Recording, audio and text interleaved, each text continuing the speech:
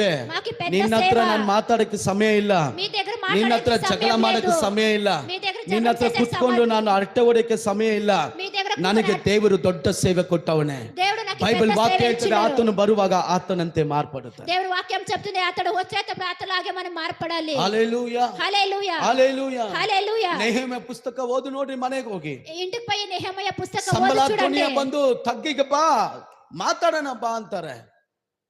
ಸಂಬಳ ಧ್ವನಿಯ ಬಂದು ಹೇಳ್ತಾರೆ ತಗ್ಗಿಗೆ ಬಾ ಮಾತಾಡೋಣ. సమయ ధోని గారు వచ్చి చెప్తారు తగ్గికి రాండి ನೆಹೆಮೀಯ ಹೇಳ್ತಾನೆ ನನಗೆ ದೊಡ್ಡ ಕೆಲಸ ಇದೆ. నెహెమీయ చెప్తాడు నాకు పెద్ద పని ఉంది. ತಗ್ಗಿಗೆ ಬರುವಷ್ಟು ನನಗೆ ಸಮಯ ಇಲ್ಲ.